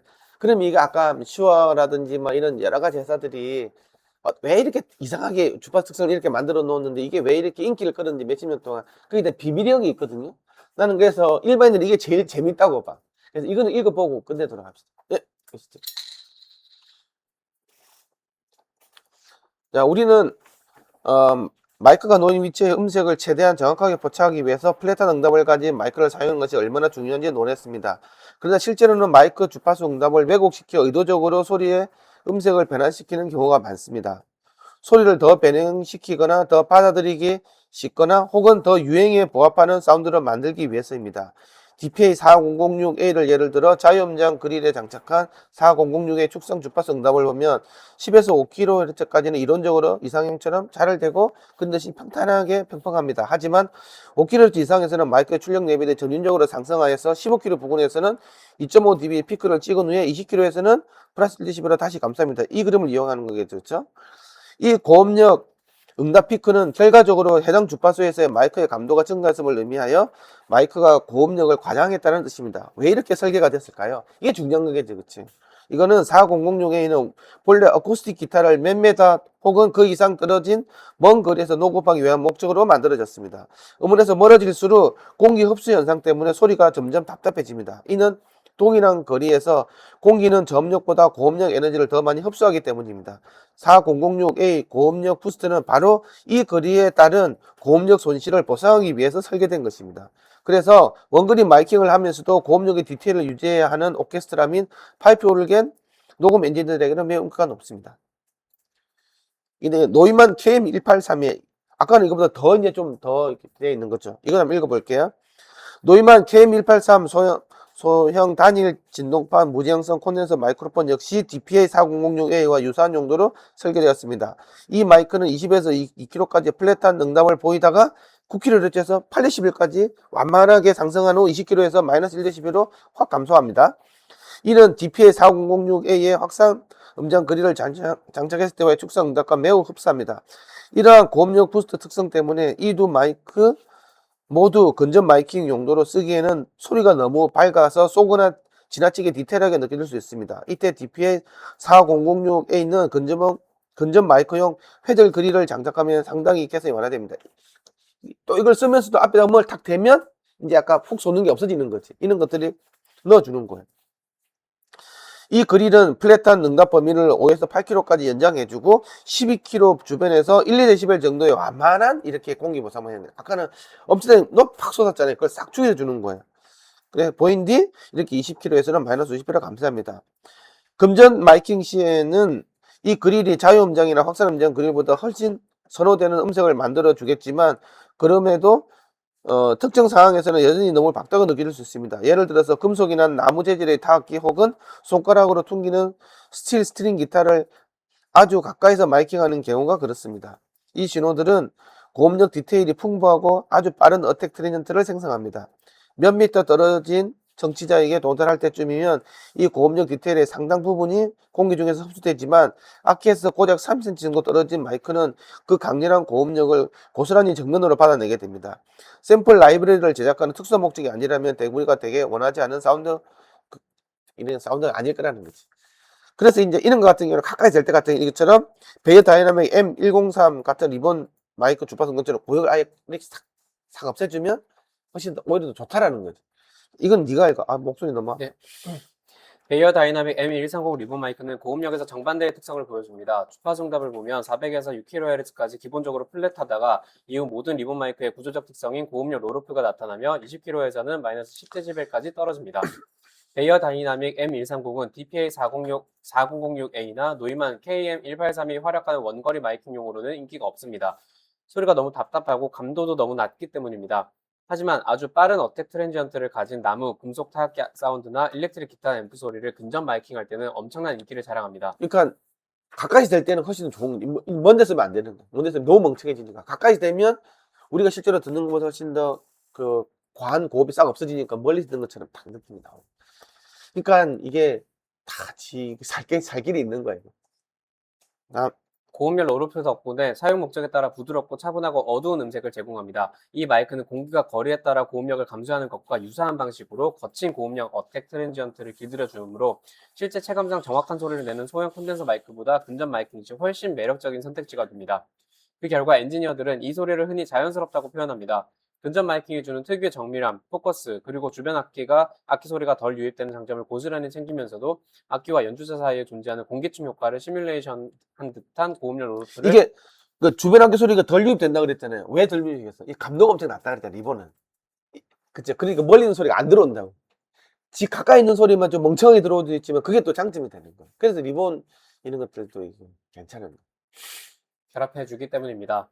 마이크는 아주 가까이 붙어 있지만 귀로 듣기에는 마치 적당한 거리감이 느껴지는 현상, 그것이 바로 이 자연스러움의 정체입니다. 지금까지 고음력 부스트와 로루프가 어떻게 이점으로 활용되는지 보았습니다. 그렇다면 저음력에서는 무슨 일이 일어나고 있을까요?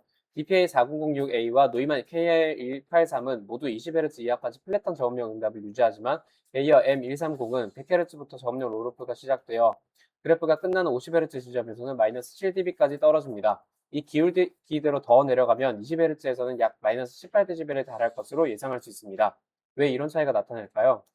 4006A와 KM183은 무지향성 단일 진동판 마이크로 이들은 압력형 변환기 제품군에 속합니다. 압력형 변환기의 중요한 특징 중 하나는 근접음 효과가 전혀 없기 때문에 음원과의 거리와 상관없이 저음력 응답이 깊고 일정하게 유지된다는 점입니다. 그리고 아까처럼 이렇게 저음역에서 플랫하게 하는 거 있잖아요. 이거는 다 이게 그 무지향성 마이크로폰 계열이에요. 근데 쑥 떨어지는 거 이제 다 압력 차형인 거지. 그래서 이거는 가까이 가보면 쑥 올라가 버려 또. 그러니까 이게 알 수가 없는 거야, 이 그래프 특성은.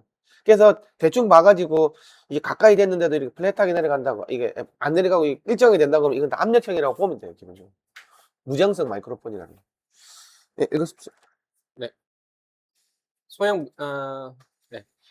소형 무지향성 마이크가 오케스트라, 실내악단, 자연의 사운드스케이프 등 원거리에서 소리를 포착해야 하는 엔지니어들에게 사랑받는 이유가 바로 이 때문입니다. 반면 M130은 양지향성 리본 마이크이며 압력차 변환기 제품군에 속합니다. 압력차 변환기의 근본적인 특징은 저음력 응답이 거리에 따라 변한다는 것입니다. 음원에 가까워지면 근접음 효과로 인해 저음력이 과장되지만 멀어지면 저음력 로루프가 발생하여 수음된 소리의 저음력 에너지가 크게 결여됩니다. 대부분의 지향성 마이크는 압력차 변환기를 사용하므로 근접음 효과가 발생하기 쉽다는 점입니다. 마이크가 내가 원하는 용도에 적합한지 고려할 때 이 점을 반드시 염두에 두어야 합니다. 위에 예시에서 DPA4006A와 노이만 KM183은 무지향성 압력형 변환기이므로 근접음 효과가 없고 어떤 거리에서든 저음력 응답이 동일합니다. 반면 베이어 M130은 양지향성 압력차 변환기이므로 근접음 효과가 존재하여 거리에 따라 저음력 응답이 바뀝니다.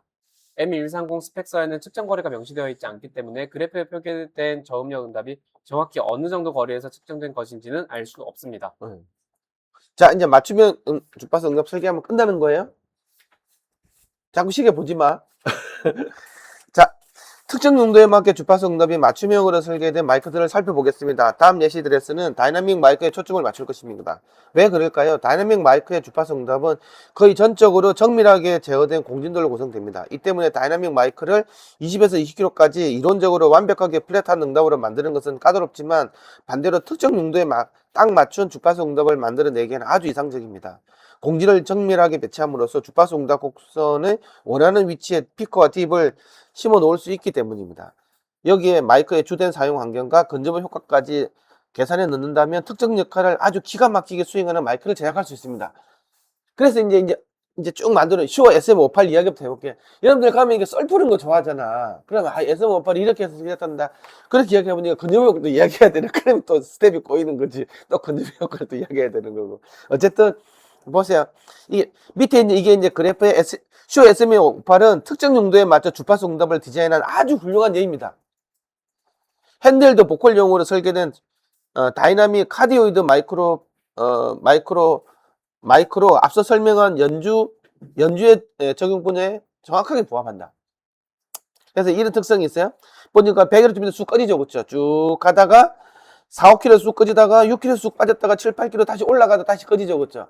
이게 도대체 왜 나오냐는 이게 그 이야기를 하는 거예요. 이게 이제 기가 막히게 통했다는 거지.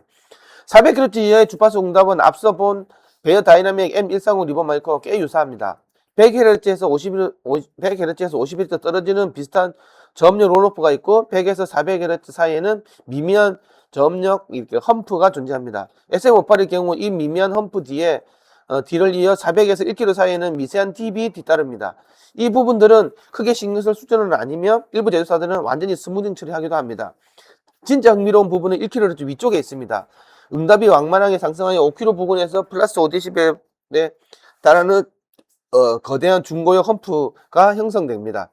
보컬의 명료도를 극대화하고 보컬 소리가 거칠게 왜곡된 일렉트릭 기타나 쨍쨍거리는 심벌 사이를 뚫고 나오도록, 즉 라이브 사운드 엔지니어들이 즐겨 말하는 믹스를 뚫고 나오도록 하는 목적으로 보입니다.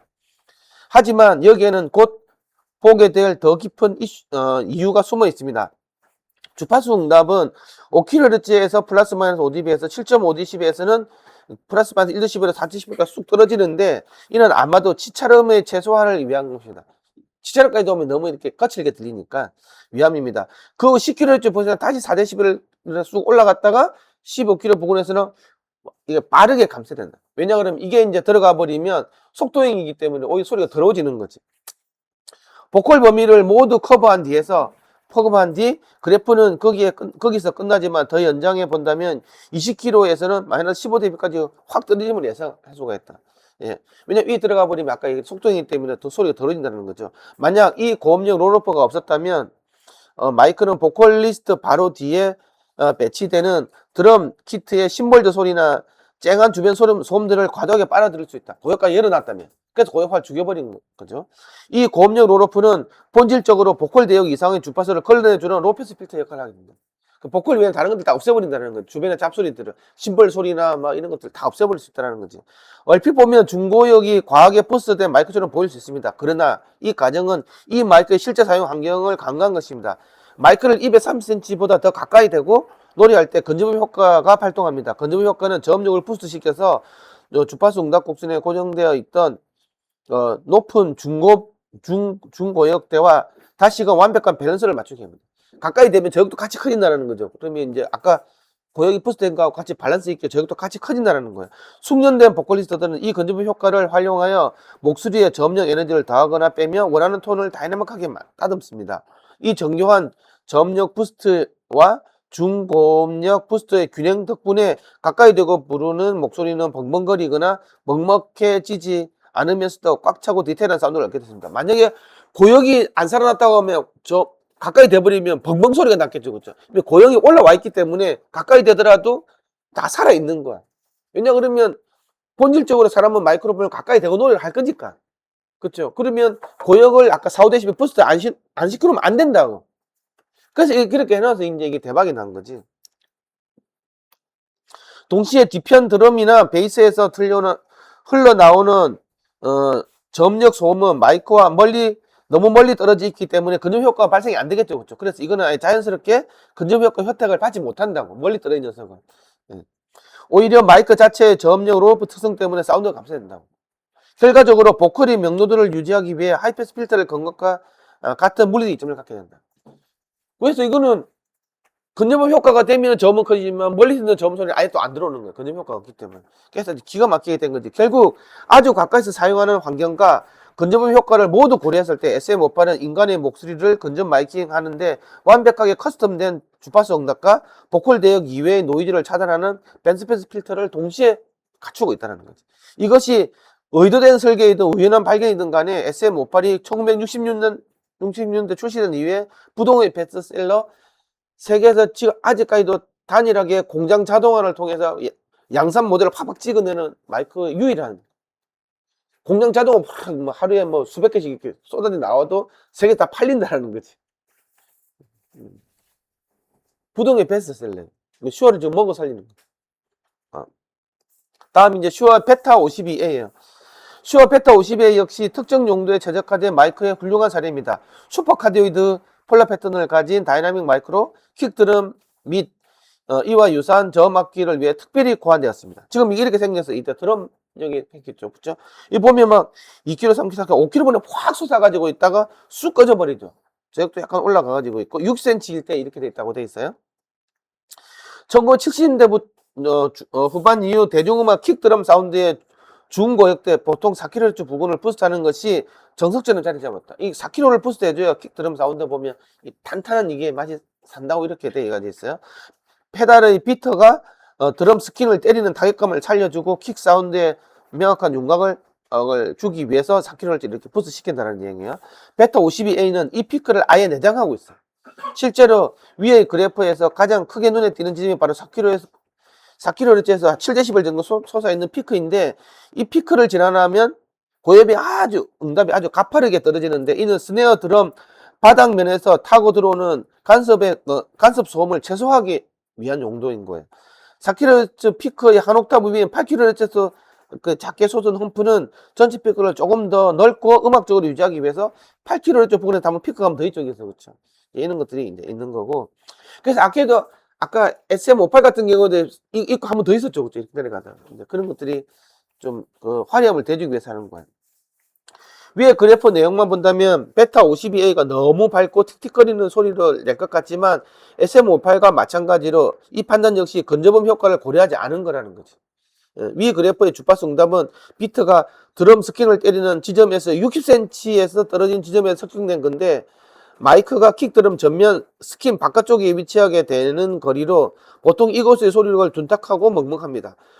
전면 스킨에 구멍이 뚫려 있지 않아 비트의 타격으로 발생되는 고음력 트랜지언트가 밖으로 잘 빠져나오지 못하는 모든 재즈 장르의 전형적인 킥 마이크 배치 위치입니다. 이 글에서는 마이크 자체의 강력한 4kHz 부스트 덕분에 사운드가 과도하게 틱틱거리지 않으면서도 꼭 필요한 선명과 윤곽을 대줄 수 있습니다. 거리가 5cm 같은 경우는 이제 이렇게 커지고 2.5cm 같은 경우 8dB이 커지고 0.4cm 같은 14dB 커지로 좁혀졌을 때 근접의 효과가 베타 52A의 저음력 응답을 얼마나 폭발적으로 증가시키는지 보여준다. 밑에가 이제 그 그림이에요. 내가 얘를 아까 60cm에서 있잖아요. 5cm 앞으로 2.5cm 앞으로 이렇게 해주면 이게 엄청나게 이렇게 증가되는 거지. 예. 마이크가 비트와 가까워질수록 근접 효과로 인해서 엄청난 양의 저음력의 에너지가 뿜어져 나오면 상대적으로 4kHz 피크가 전체 주파수 응답에서 차지하는 비중은 낮아지게 되는 거라. 사실 이 정도 초근접 거리에서는 비트가 드럼 스킨을 때리는 물리적 타격감 자체가 워낙 강렬하기 때문에 마이크의 중고음력의 부스트 도움 따위는 애초에 필요하지 않을 수도 있고 그렇기 때문에 워낙 이게 크기 때문에 이게 그렇게 필요하지 않을 수도 있다는 거지. 어쨌든 이게 이제 이런 것들이 이제 이게 실제로 킥드럼에 했을 때 유했기 때문에 이 마이크가 이제 기가 막히게 팔렸다는 거. 이게 또 이제 의도적으로 이런 튜닝이 되어 있는 거, 이 이야기를 하는 거고. 이처럼 베타 52A는 근접음 효과, 중저역 딥, 그리고 중고역 중고음력 피크의 절묘한 조합을 통해서 다양한 음악 장르에서 마이킹 거리에 따라서 카멜레온처럼 음색을 바꾸며 언제나 트렌디하고 만족스러운 킥 사용들을 선사하는 마이크가 됐다. 그래서 이제 이 마이크로 아까 이게 그 베타 52A를 밑으로 넣어놨어요. 요즘 현대적인 사운드 좀 뭐 이렇게 재즈를 할 때 킥을 될 때 이런 것도 다 가능했다라는 거지. 거리에 따라서. 그러면 내가 이게 0.3cm, 0.3cm가 될 건지 2.5cm가 될 건지 5cm가 될 건지 6cm가 될 건지에 따라서 모든 재즈에 맞는 킥 사운드, 그 다음에 현대 팝에 맞는 팝 사운드 정해줄 수 있다는 거예요. 그게 다행이다, 만족이 됐다는 거예요. 그게 그래서 이제 인기를 얻게 됐다. 근데 일렉트로 보이스의 RE20이에요. RE20 하니까 아까 베리어블 D 이야기 생각나죠, 그쵸? 그건 네가 읽어. 근접 마이킹을 상정하고 만든 많은 지향성 마이크들은 SM58이나 베타 52A와 유사한 DNA를 공유합니다. 즉, 과장된 중고음역대를 만들어 두고 음원이 가까워졌을 때 발생하는 근잡음 효과의 저음 부스트로 최종 밸런스를 맞추는 방식입니다. 보컬, 금관, 목관 악기처럼 연주자가 마이크 앞에서 앞뒤로 움직일 수 있는 음원의 경우 뮤지션들이 이 근잡음 효과를 능동적으로 활용하여 원하는 음색을 표현할 수 있습니다. 하지만 이러한 음색 변화가 오히려 치명적인 독이 되는 환경이 있습니다. 바로 라디오 아나운서, 팟캐스터, 유튜버들의 환경입니다. 이 상황에서 진행자나 발표자는 말을 하면서 조금씩 움직이게 마련인데 이때 마이크와의 거리를 일정하게 유지하기가 어렵습니다. 이로 인해 근잡음 효과가 무작위로 발동하면서 목소리 저음이 나타났다 사라졌다 하는 의도치 않은 음색 변화가 발생합니다.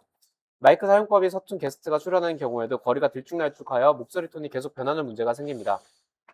근접음 효과가 아예 없는 무지향성 마이크를 쓰면 이 문제를 원천 차단할 수 있어 야외 현장 인터뷰나 뉴스 리포팅 등에서 핸드헬드 무지향성 다이나믹 마이크를 흔히 사용하지만 방송 부스 안에서는 교통소음, 에어컨 소리, 흡음 처리가 안 된 실내의 붕붕거림 등의 외부 노이즈 유입을 막아야 하므로 무지향성은 좋은 선택이 아닙니다. 이처럼 주변 소음을 차단하는 지향성 응답은 절실히 필요하면서도 근접음 효과로 인한 부작용을 원치 않는 상황을 위해 일렉트로 보이스 RE20이 완벽한 해답을 제시합니다. 지금 여기 보면 RE25 주파투스는 플랫하죠? 그쵸? 플랫하다고. 뭐, 그러니까 근접음 효과도 없기 때문에 이 상태가 계속 유지가 된다. 네, 읽으십시오. RE20은 일렉트로 보이스의 특허 기술인 베리어블 D 기술을 사용하여 근접음 효과를 사실상 제거한 다이나믹 카디오이드 마이크로 전 세계 방송국과 팟캐스터들에게 독보적인 사랑을 받고 있습니다. 아나운서가 RE20 앞에서 앞뒤로 아무리 움직여도 저음역대의 음색 변화가 거의 일어나지 않습니다. RE20 주파수 응답을 보면 슈어 SM58들과 달리 중고음역대에 두드러진 부스트가 전혀 없습니다. 애초에 가까이서 쓸 때 발생할 근접음 효과를 상쇄하기 위해 중고음역을 미리 올려둘 필요가 없기 때문입니다. RE20의 곡선은 70에서 1.5kHz까지 대단히 평탄합니다. 목소리용 마이크들이 흔히 갖고 있는 중고음역 피크 대신 RE20은 오히려 2kHz 부분과 4kHz 부분의 미세한 딥을 가지고 있습니다.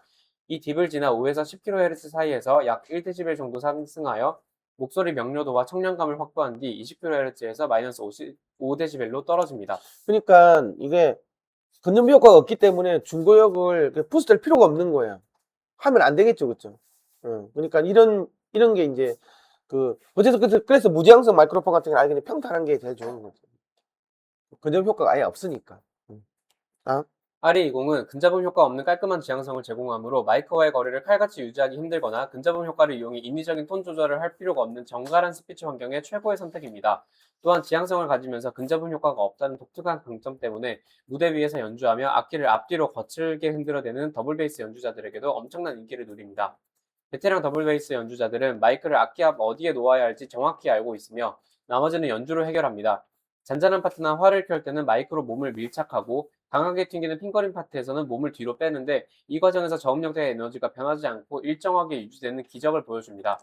지향성 폴라 패턴, 근접음 효과가 배제된 대단히 부드러운 주파수 응답 및 다이나믹 마이크 특유의 튼튼한 내구성이 결합된 RE20은 엔지니어의 마이크 컬렉션에서 대체 불가능한 고유하고 가치 있는 제품입니다. 너무 띄워주는 것 같기도 하지. 거의 광고인데요.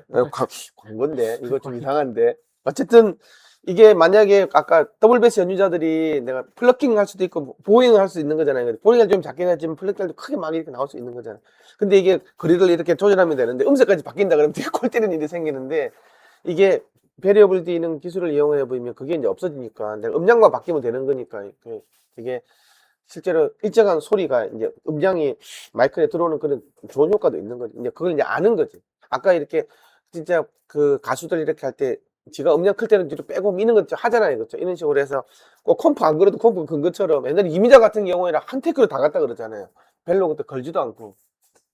그 양반 하도 많은 노래를 몇천 곡을 녹음해가 지가 부른 노래도 나중에 모른다 그러잖아요. 그 정도로 이제 그런 사람들 같은 경우는 그냥 한 번에 다 가더라도 그냥 별로 만질 게 거의 없었다 그러더라고. 제일 만질 게 별로 없는 가수가 내일 노래 잘하는 가수라 그러. 지금은 그런 시대는 아니지만 옛날에는 그런 시대가 있었더라고. 그 뒤에 이제 사실은 이게 그 지향성 응답이 있는데 이거는 뭐 그냥 이거 하면 여러분들이 너무 싫어할 것 같아서 이건 안 하고 오늘 이걸로 이제 마칠게요.